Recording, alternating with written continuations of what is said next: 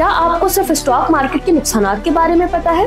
अक्सर अफराद stock market में इसलिए नुकसान उठाते हैं क्योंकि उनके पास सही सरमायाकारी की हिकमत अमली नहीं होती। हालांकि पाकिस्तान में मौजूद जितने भी बैंक्स, इंश्योरेंस कंपनीज और म्यूचुअल फंड्स हैं, जहां लोग अपनी माहाना रकूम जमा करवाते हैं, वो भी आपका पैसा स्टॉक मार्केट में ही लगाते हैं। तो फिर आखिर सवाल ये है कि वही सरमायाकारी जब हम खुद करते हैं तो फायदे के बजाय नुकसान क्यों होता है? इसकी असल वजह है हिकमत अमली यानी कि स्ट्रेटजी। माहिरीन के पास जो मालूमात, तज्जिया और सूझबूझ होती है वो किसी आम इंसान के पास नहीं होती। वही तज्जिया, वही बेहतरीन रहनुमाई आपके लिए लेकर आया है पीएसएमयू प्रीमियम सर्विस। पीएसएमयू प्रीमियम सर्विस में आपको क्या कुछ हासिल होगा, तो चले मैं आपको बताती हूँ। स्टॉक अकाउंट खुलवाने में मुकम्मल रहनुमाई, आपकी माली जरूरियात के मुताबिक बेहतरीन शख्सी सरमायाकारी मशवरे, माहिरीन के प्रीमियम गुप्त रसाई जहां रोजाना मार्केट की तज्जियाती रिपोर्ट शेयर होती हैं, पोर्टफोलियो मैनेजमेंट इनसाइट्स, वही तरीकाकार जो माहिरीन अपनी सरमायाकारी में अपनाते हैं। अगर आपने अभी तक स्टॉक मार्केट में अपना अकाउंट नहीं खुलवाया तो परेशान न हो, पीएसएमयू की माहिर टीम आपको हर कदम पर मुकम्मल रहनुमाई फराहम करेगी, चाहे आप इब्तदाई सरमायाकार हो या पहले नुकसान उठा चुके हो। तो अब वक्त है बेहतरीन फैसला लेने का, माहिरीन के साथ, सही हिकमत अमली के साथ। आज ही पीएसएमयू के प्रीमियम सर्विस से राब्ता करें और अपने माली मुस्तकबिल को महफूज बनाएं।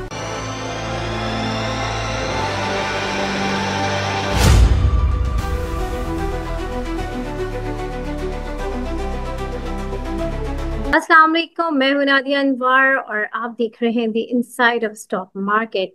नाज़रीन, आज हमारे साथ प्रोग्राम में जो गेस्ट मौजूद हैं उनसे हम बात करेंगे ऑब्वियसली मार्केट के हवाले से, और ये बात भी करेंगे कि ऑल टाइम हाई जो है आज फिर जो है इंडेक्स ने हमें जो है वो एक कहते हैं ना कि माइलस्टोन कवर करके दिखाया है।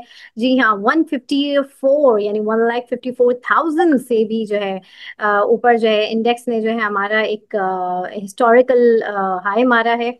और इसको हम देखेंगे, अगर हम पूरे वीक की बात करें तो पूरे वीक हमने जो है एक इंडेक्स को परफॉर्म करते हुए देखा है, और ये जो रैली है इसका तसलसल स्टिल इट्स गोइंग ऑन।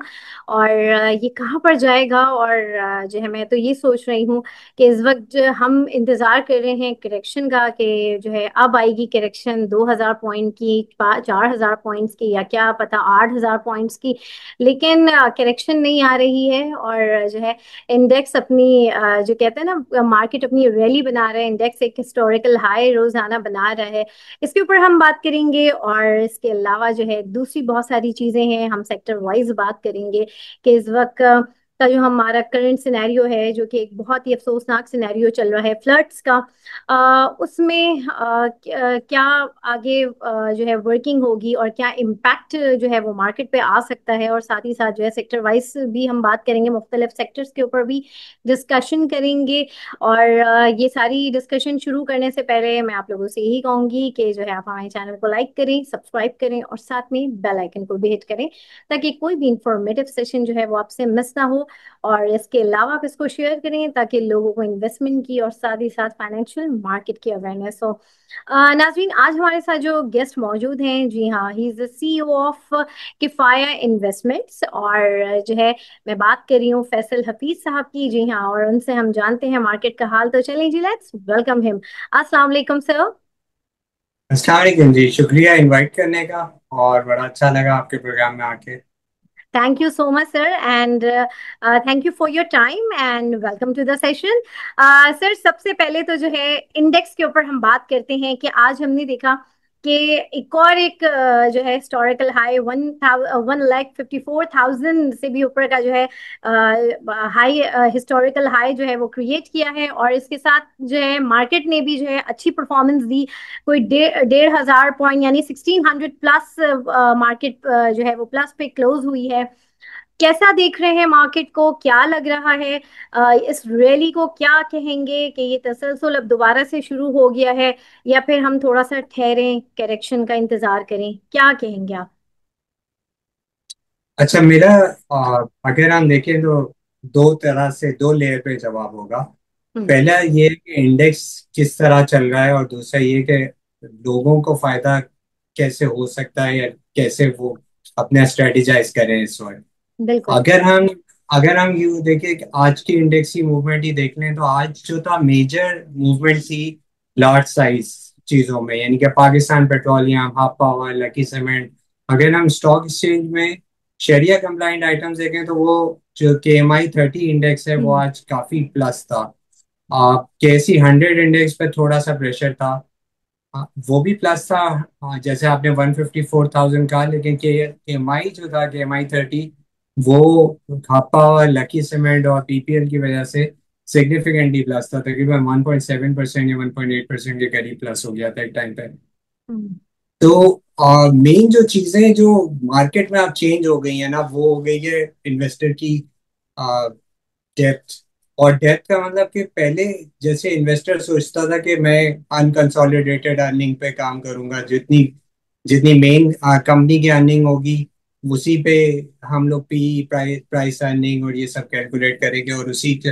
लेकिन ओवर द पीरियड, क्योंकि इन्वेस्टर शायद बहुत ज्यादा पैसे भी हैं मार्केट में, और इन्वेस्टर अच्छे स्टॉक्स को वैल्यू करने की और नए तरीके देख रहे हैं, तो अब कंसोलिडेटेड अर्निंग बड़ी रेलेवेंट हो गई है।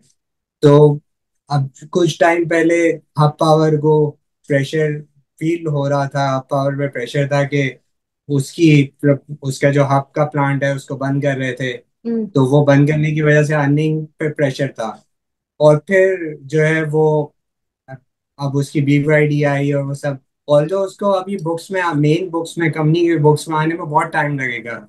लेकिन क्योंकि कंसोलिडेटेड अर्निंग इंप्रूव हो गई है, और अभी BYD का रिजल्ट सही तरीके से नहीं आया, क्योंकि ब्रांड तो अभी स्टार्ट ही नहीं हुआ है, 2026 के बाद स्टार्ट होगा। तो आ, एक इन्वेस्टर लॉजिक या साइकोलॉजी चेंज हो गई है कि अब वो कंसोलिडेटेड देखना शुरू हुआ है। और लकी में भी यही है। लकी में भी अगर हम स्टैंड अलोन देखें तो इतनी अच्छी अर्निंग नहीं है, लेकिन कंसोलिडेटेड में वो अभी भी वहां पे गुंजाइश नजर आती है, और लोग उसके अब वैल्यू करना शुरू है। तो मार्केट मार्केट ने कॉन्फिडेंस के साथ लोगों को उसके सोचने के तरीकों को भी चेंज कर दिया। तो इस तरह से अगर हम सोचना शुरू करें, तो पाकिस्तान पेट्रोलियम भी आज तीसरा होता।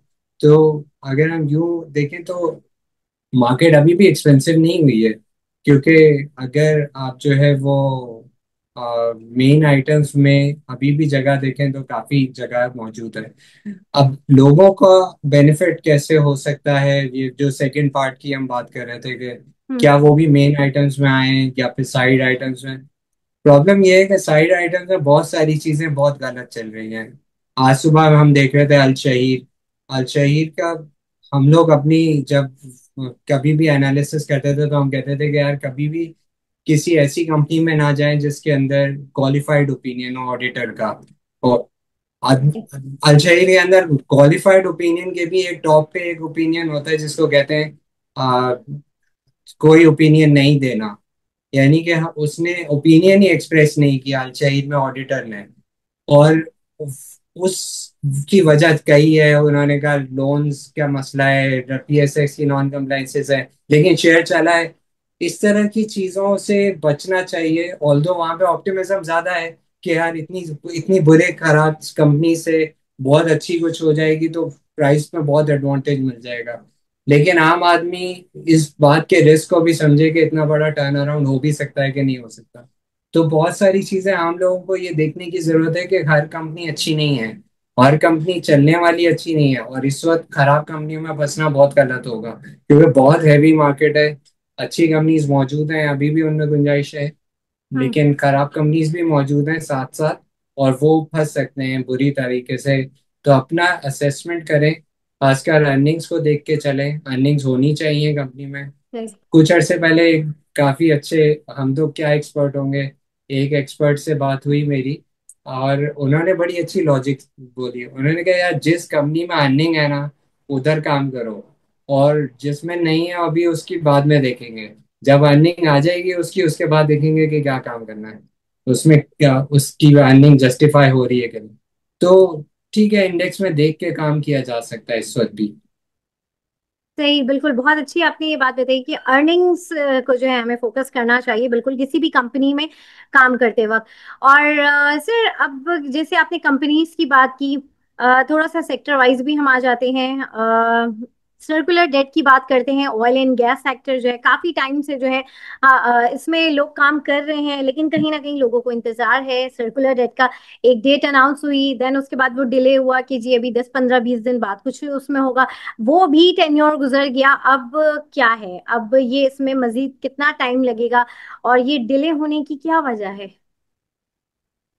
देखिए, एक तो अगर हम देखें कुछ टाइम पहले ओगरा ने ये कहा, दो तरह के सर्कुलर डेटा है पाकिस्तान में। एक ओगरा रिलेटेड है, हाँ। जिसके अंदर अगर हम देखें तो गैस सेक्टर सर्कुलर डेट कहते हैं। ऐसे उसके ही। अंदर जो कंपनीज इन्वॉल्व हैं, पीएसओ एक लार्ज एक्सटेंट तक इन्वॉल्व है उसमें, हम्म। ओजीडीसी और पीपीएल और एसएसजीसी और एसएनजीपीएल। तो अगर हम ये पांच कंपनीज को देखें तो ये पांच का, और अब मारी को भी इसमें इस सर्कुलर डेट में इन्वॉल्व कर लिया है इन कंपनीज ने। मतलब ये पांच कंपनीज जो हैं वो मिला के सर्कुलर डेट गैस सेक्टर का बनता है। और एक है हमारा इलेक्ट्रिक सेक्टर का सर्कुलर डेट। हम्म। जो बिजली के सेक्टर का सर्कुलर डेट है वो अ, उसके अंदर पीएसओ किसी हद तक इन्वॉल्व है। हम्म। और यानी कि मैं अगर एक्सटेंड बताऊं तो तकरीबन 250 अरब रुपए पीएसओ के हैं गैस सेक्टर में, और 80 बिलियन रुपीस हैं एनर्जी सेक्टर में, जो हमारी बिजली का सेक्टर है। हम्म। तो पीएसओ की जो अगर इस तरीके से हम देखें तो एनर्जी सेक्टर सर्कुलर डेट से बहुत ज्यादा लिंक नहीं है हमारी स्टॉक मार्केट, सिवाय पीएसओ के। ऑल्दो डायरेक्टली, क्योंकि हफ्ता आवर के जो पैसे थे वो उसको मिल गए थे, और बहुत सारी कंपनियों के बहुत बड़े रिसीवेबल्स हैं नहीं लिस्टेड सेक्टर में। तो सही। हमारी जो सर्कुलर डेट्स का मेन ताल्लुक है वो गैस सेक्टर से। लोग कहते हैं यार क्या वहां पे सर्कुलर डेट रिजॉल्व हो जाएगा तो बहुत बड़ा फर्क पड़ जाएगा। डायरेक्ट इक्विटी मार्केट को मेरे ख्याल से पीएसओ के अलावा कोई लिंक बनता नहीं है। ऑल्दो मेरे से जो ज्यादा एक्सपर्ट है वो हाईलाइट कर सकते हैं और भी कोई अगर लिंक हो इसका। तो वहां पे एक है 60 70 बिलियन रुपीस मिलेंगे पीएसओ को, और वो आगे डिविडेंड देते हैं। क्योंकि पीएसओ की जो लाइबिलिटी साइड है, जो हम्म। जहाँ पे उसने पेमेंट करनी है, वो थोड़ी सी जो है वो है फॉरेन करेंसी लोन्स हैं उसके। तो वो इतना जल्दी उसको पे करने की जरूरत नहीं है क्योंकि वो सस्ते लोन्स हैं। शायद वो डिविडेंड्स की तरफ जाए अगर सर्कुलर रेट। अब ये रुका हुआ क्यों है? और वही एनर्जी सेक्टर पे पहले बात करते हैं, फिर गैस सेक्टर पे बात करते हैं। सही। एनर्जी सेक्टर एडवांस फेज में है। एनर्जी सेक्टर का सर्कुलर डेट की रेजोल्यूशन वहां पे ज्यादातर अनलिस्टेड वाला एरिया है जहाँ पे मसला है। अगर हब पावर की कुछ सब्सिडीज में ये इशू हो सकता है, जैसे हब चाइना हब पावर है या इस तरह की कुछ सब्सिडीज से रिलेटेड हो सकता है, अदरवाइज डायरेक्ट हब पावर से रिलेटेड नहीं है। वहां पे जो लोकल कंपनीज हैं, जो हमारी गवर्नमेंट ओन कंपनीज हैं, इनको तो रेगुलेटर्स ने कहा था कि आप अपने बुक्स में लेट पेमेंट सरचार्ज रिकॉर्ड नहीं करेंगे, सिर्फ प्रिंसिपल प्रिंसिपल बुक करें। हम्म। तो जो भी इनकी बुक्स में रिकॉर्डेड है वो प्रिंसिपल अमाउंट है। तो जो इंटरेस्ट रिसीवेबल था इनका, वो इन्होंने रिकॉर्ड ही नहीं किया अपने पास।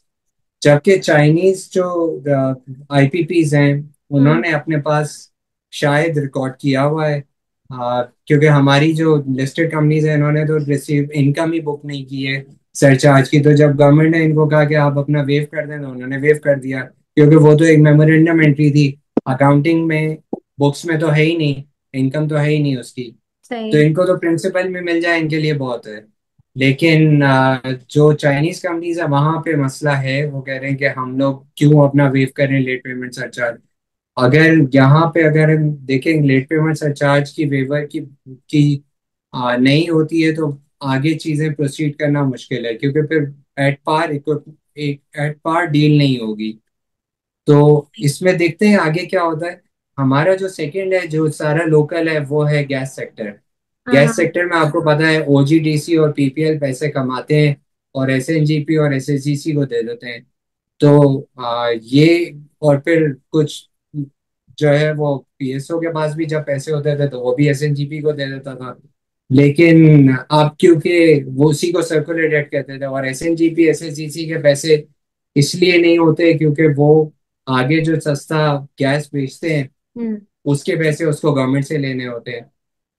लेकिन अब ये मसला एक दो तरह से, एक रिकरिंग तो मसला तकरीबन हल हो गया है। और रिकरिंग इसलिए हल हो गया क्योंकि आपकी जो डिवैल्यूएशन का एक बड़ा इम्पैक्ट होता है। हम्म। डिवैल्यूएशन हुई नहीं है काफी अरसे से।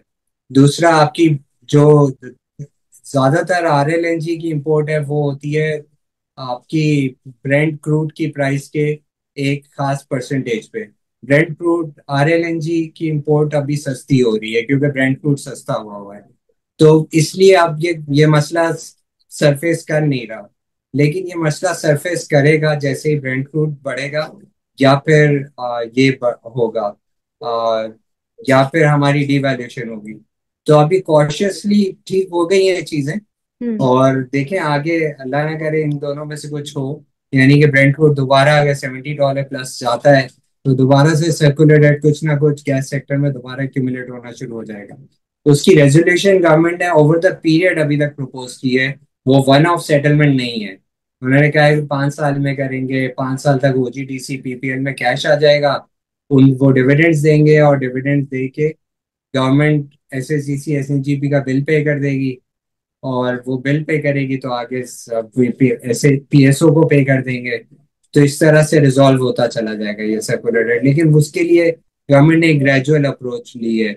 इस सही। तरह नहीं है जैसे एनर्जी सेक्टर में वो वन ऑफ बैंकों से लोन लेके हम्म। उसको रिंग फेंस करके अलग से पे कर रहे हैं। सही। और सर अभी अगर हम बात करें सीमेंट सेक्टर के हवाले से, इस वक्त जो हमारा सिनेरियो चल रहा है, और सीमेंट सेक्टर के बारे में ये भी है कि काफी परफॉर्म कर चुका है। सीमेंट सेक्टर हो गया, फर्टिलाइजर सेक्टर हो गया, इस वक्त इन सेक्टर्स को कैसा देख रहे हैं और क्या लग रहा है आपको? देखिए, सीमेंट में बहुत लोग, जाहिर है जब पॉजिटिव होते हैं तो बहुत अच्छी बातें होती हैं, और हम्म। जब नेगेटिव होते हैं तो फिर हर कोई जो है वो एक नेगेटिव व्यू लेना शुरू हो जाता है। हम्म। अगर हम न्यूट्रल बात करें तो देखें, फ्लड्स बहुत डेंजरस हैं। हम्म। और आ, पंजाब में फ्लड्स का, जो अभी तक, मैं भी फ्लड्स का एक्सपर्ट नहीं हूँ, लेकिन अभी तक न्यूज़ ये है कि फ्लड ज्यादा लंबे नहीं चलेंगे। अच्छा। और अभी तक जो एनालिसिस ऐसी देख रहे हैं उसमें ये लग रहा है कि ये उतर जाता है, पंजाब में फ्लड्स रिवर में फ्लो कर जाता है। तो फ्यू डेज में वो फ्लो कर जाएगा रिवर्स में। सही। और वो ज्यादा, क्योंकि सिंध में जब आता है तो वहां पे फ्लड्स जो हैं वो रिवर में फ्लो नहीं कर पाते हैं और वो फिर खड़े रहते हैं। सही, वहां वो पे ज्यादा डैमेज डेंजरस है। ज्यादा होता है। डैमेज ज्यादा होता है और पंजाब में शायद इतना ज्यादा डैमेज नहीं होता। अच्छा। तो अभी सही पता चलेगा हमें जब हमारे पास नंबर्स आना शुरू होंगे कि हम कहाँ फ्लड्स की सिचुएशन में कहाँ पे खड़े हुए हैं। और असल में क्रॉप्स बहुत इंपॉर्टेंट है। वीट में हम लोग जो है वो ऑलरेडी अच्छी क्रॉप नहीं देखने वाले थे, और फिर उसके अंदर भी ये हो गया कि फ्लड्स आ गया। आपने देखा किस तरीके से वीट प्राइसेस इंक्रीज कर रही हैं।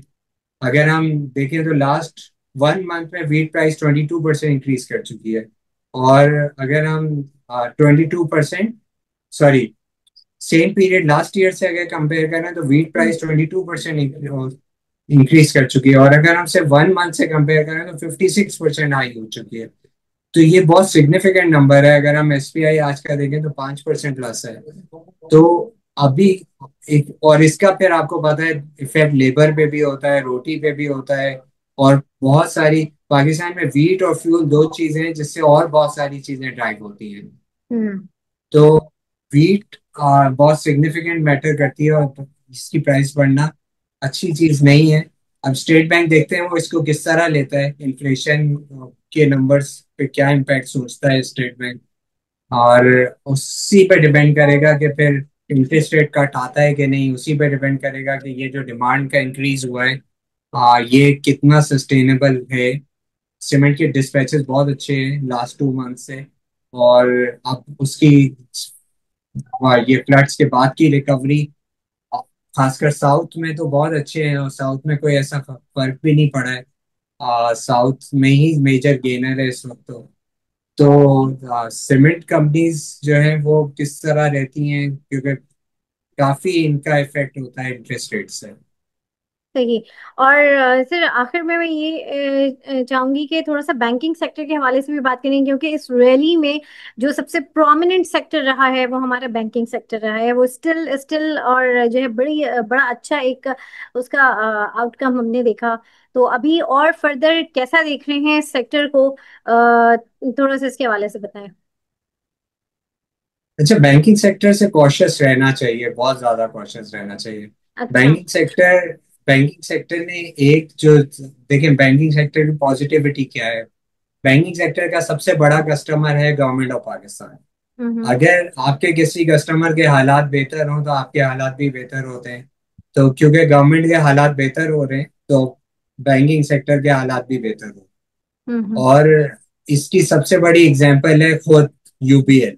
अगर हम यूबीएल को देखें तो उसने बैंक बैंक यानी कि सबसे बड़ा उसने जो अपना पोर्टफोलियो इंक्रीज किया है वो किया है अपनी, जो वो बोरिंग कर रहा है टू लेंड टू गवर्नमेंट।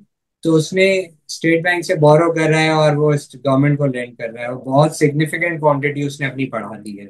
और मेरे ख्याल से गवर्नमेंट के पास टोटल अगर 13 ट्रिलियन की जो है वो बोरिंग है, तो उसमें से मेजर जो है वो 8 ट्रिलियन तो यूबीएल से ही है। तो बहुत बड़ा बिजनेस जो है यूबीएल ने यही शुरू किया हुआ है, और स्प्रेड उस पे अर्न कर रहे हैं स्टेट बैंक से बोरो करके इस गवर्नमेंट को लेंड करने का। तो अगर हम इस तरह देखें तो ये बिजनेस अभी बहुत अच्छा है, क्योंकि गवर्नमेंट के हालात अच्छे हैं तो वो रिस्क ले रहा है। आ, तो मेजर अर्निंग इंक्रीज उसी वजह से हुई है और उसी की हुई है। बाकी नेशनल बैंक की अर्निंग इंक्रीज हुई है वो भी मेजर इसी बिजनेस में है, ऑल्दो उसका एक्सटेंट बहुत कम है, उसके मसाइल भी कुछ हल हुए हैं। और अदरवाइज जो बैंकिंग सेक्टर है उनकी अर्निंग बहुत ज्यादा फ्लैटिश ही आ रही है, बहुत अच्छी ग्रोथ बहुत कम ही जगहों पे नजर आ रही है। और अगर हम यूबीएल और नेशनल बैंक को हटा दें तो फ्लैटिश ही है, और आगे क्योंकि इंटरेस्ट रेट का सिनेरियो डिप्रेस्ड ही है, तो बैंकिंग सेक्टर को थोड़ा सा कॉशियसली देखना चाहिए। और बहुत अच्छे अच्छे अभी ग्रोथ अपॉर्चुनिटीज मौजूद हैं, तो हमें इसको जरा देखना चाहिए। सही।